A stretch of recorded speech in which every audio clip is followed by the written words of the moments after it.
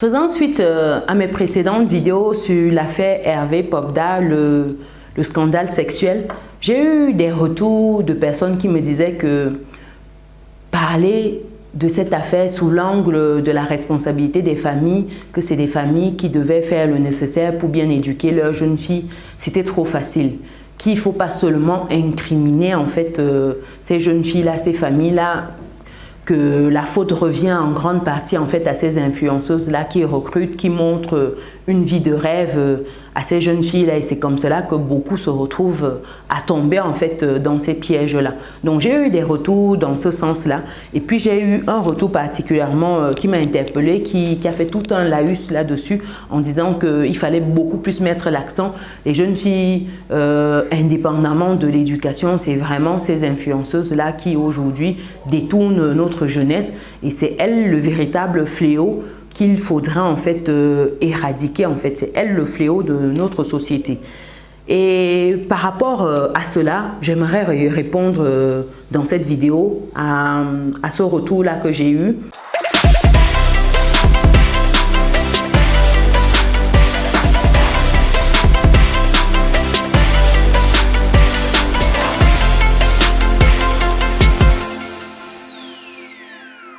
Je tiens déjà à clarifier mes propos d'entrée de jeu.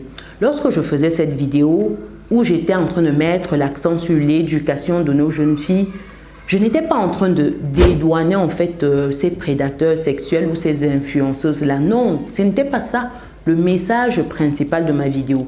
Le message principal de ma vidéo, c'était qu'au-delà de tout cela, il y avait déjà une faille au niveau de l'éducation de nos jeunes filles. C'est qu'il fallait déjà qu'on prenne également le temps pour cela, parce que certains parents délèguent, démissionnent, j'ai envie de dire, de leurs responsabilités. Et c'est comme cela qu'on se retrouve à des jeunes filles qui vont chercher des modèles ailleurs. Certains parents disent à leurs jeunes filles d'aller se débrouiller lorsque ces jeunes filles-là viennent à eux pour demander par exemple des serviettes hygiéniques à 15 ans. D'où est-ce que vous dites à votre enfant d'aller se débrouiller pour avoir une serviette hygiénique, sachant qu'à 15 ans, l'enfant est encore élève et n'a peut-être pas encore un réflexe d'avoir une petite activité? Peut-être de lui dire que pour avoir tes serviettes hygiéniques, ce qui serait bien, c'est que tu peux démarrer une petite activité de bonbons où tu vends les bonbons au niveau de ton école, auprès de tes camarades, tu vends des biscuits. Le week-end, par exemple, tu peux aller accompagner un tel au marché, etc. C'est de lui expliquer que pour avoir de l'argent, voilà les mécanismes à mettre en place, mais de lui dire simplement d'aller se débrouiller, et que lorsque cette jeune fille-là finit par se débrouiller, oui, j'utilise toujours ce terme de débrouiller là, et revient avec de l'argent à la maison, que vous prenez cet argent-là sans vous poser de questions, de savoir d'où sort cet argent-là, vous êtes une part du problème. Je répète, vous êtes une part du problème, parce que il est inadmissible que vous sachiez que votre enfant part à l'école, n'a pas une petite activité à côté, revient avec des centaines de milliers de francs CFA et vous donne, revient avec des cadeaux luxueux. Vous ne vous demandez pas d'où proviennent ces cadeaux-là. Ça veut dire que vous êtes en train de faillir à votre devoir de parent. Ça veut dire que vous êtes en train d'éduquer des prostituées. Vous êtes en train de couver en fait cette activité-là. Vous êtes une part du problème. Je réitère mes propos. C'était dans ce sens-là que j'étais en train d'interpeller les parents sur la nécessité d'inculquer des valeurs à leurs enfants, surtout aux enfants filles, parce que c'est elles qui sont les proies faciles. Oui, nos garçons n'échappent pas à cela, nos fils n'échappent pas à cela, nos frères, nos tontons et tout, ils sont également des victimes. Mais nos jeunes filles souffrent beaucoup plus de ce phénomène-là. Donc il faut déjà à la base leur donner des valeurs. C'est dans ce sens que je faisais cette vidéo-là.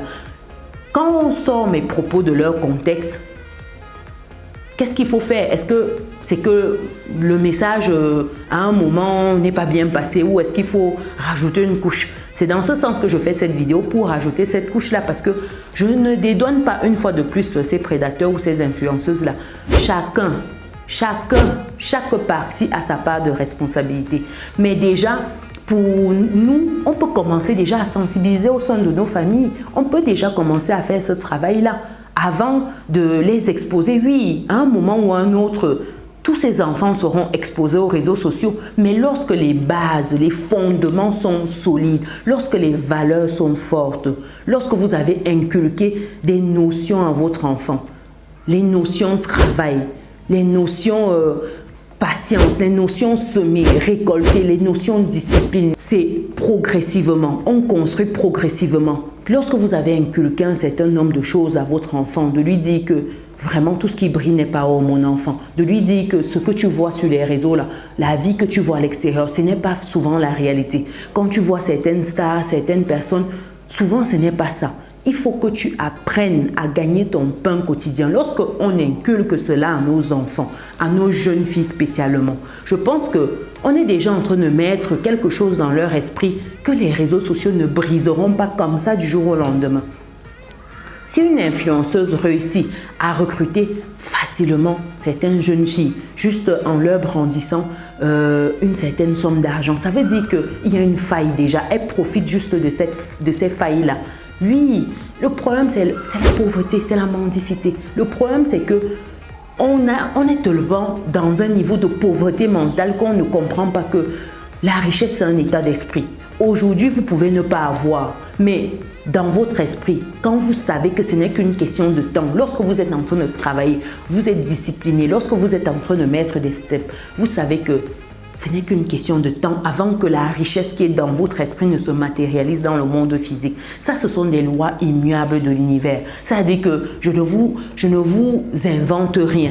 C'est des lois. Lorsque dans votre esprit, vous êtes en train de vibrer déjà dans des sphères de richesse, ce n'est qu'une question de temps, cher résilient, pour que cette vibration-là se matérialise et que vous ayez les résultats dans le monde physique. Mais que dans votre esprit, lorsque c'est déjà la pauvreté, même si vous avez beaucoup d'argent physiquement, ce n'est qu'une question de temps avant que vous ne perdiez cet argent-là. Et malheureusement, il faut le dire, malheureusement, beaucoup sont pauvres mentalement. Ce n'est pas parce qu'on est pauvre qu'on est pauvre forcément, non. Nombreux, on est né dans des conditions difficiles. Certains sont un peu plus favorisés, d'autres ont eu certaines facilités, etc. Mais la pauvreté physique ne devrait pas conditionner notre esprit. Parce que dites-vous que c'est cet esprit-là qui détermine ce qu'on recevra de la vie. Donc, apprenons à conditionner bien l'esprit de nos enfants, chers résilients. Apprenons-leur des valeurs dès la base. Je ne sais pas si ce que je dis là n'est pas clair. Dites-moi dans les commentaires. Est-ce que mon message n'est pas suffisamment clair? Dites-moi ce que vous pensez de cette affaire dans les commentaires. C'est important parce que souvent, on dit certaines choses, mais c'est l'opposé que d'autres comprennent. Et on ne sait pas pourquoi. Ça se trouve, c'est un mot, une phrase qui fait toute la différence et on ne se rend peut-être pas compte. Quoi qu'il en soit, cette affaire-là, ça prend des proportions et je vous assure que si les faits sont vraiment avérés, inquiétons-nous pour l'avenir qu'on va laisser à nos enfants. Et ici, cet avenir-là, c'est parce que chacun va contribuer. Ça dit que ne restez pas en mode passif en disant que ça ne me concerne pas. Ce n'est pas mon enfant. Je n'ai pas d'enfant. Peut-être ce n'est pas vous. Ça peut être l'enfant de votre soeur, ça peut être votre soeur, ça peut être votre frère. Partagez. Ne gardez pas certaines choses pour vous. Partagez. Ça peut sensibiliser quelqu'un autour de vous. C'est important. Parce que quand on a des messages comme ça, ici on parle de business, mais le problème c'est que les gens ont fait de tout un business. Ça veut dire qu'il n'y a plus de valeur, il n'y a plus rien. Le business, c'est le business de soi-même, le business de tout. On est capable de tout vendre. Aujourd'hui, on vend tout. On n'a plus une certaine barrière morale. Il n'y en a plus. C'est le business à tout prix. Donc, à un moment, si on ne sensibilise pas dessus, si vous et moi, on ne prend pas ce temps-là, qui prendra ce temps-là? On va se retrouver juste demain et se dire que c'est trop tard, en fait. On est dans une société de dépravés où tout le monde, voilà, fait un peu ce qu'il veut. Et la faute à qui? Donc, voilà, il y a certains retours qui méritent d'être clarifiés afin d'éviter tout malentendu. Donc, pour des personnes qui me découvrent ici, je suis Chimène Nana, je suis maman, je suis entrepreneur et j'accompagne des personnes qui souhaitent investir. Donc, si c'est ton cas aujourd'hui, tu peux prendre un rendez-vous sur business-et-réussite.com, onglet prendre rendez-vous. Donc, ce sera avec plaisir pour échanger de ton projet. Et pour tous ceux qui veulent rejoindre le club privé des résilients, quand vous êtes sur business-et-réussite.com, vous avez l'onglet Académie. Donc là-bas, c'est réseautage, c'est business, c'est se lancer avec d'autres personnes, se lancer tout seul, c'est également s'enrichir en lisant, etc. Avec tout ce que vous aurez à disposition. Donc, ce n'est pas les projets qui manquent. Donc, venez rejoindre cette belle aventure. Et pour ceux qui seront prochainement au Cameroun, dans la ville de Bafoussam, ou pour d'autres personnes qui sont déjà au pays et qui voyagent, qui ont un séjour d'affaires ou perso dans la ville de Bafoussam, n'hésitez pas à nous contacter pour nos logements meublés. Nous vous mettrons à disposition nos logements, que ce soit studio, appartement, villa, afin de rendre votre séjour plus agréable. Donc n'hésitez pas, contactez-nous par mail pour cela. Sur ce, on se donne rendez-vous dans une prochaine vidéo. Ciao!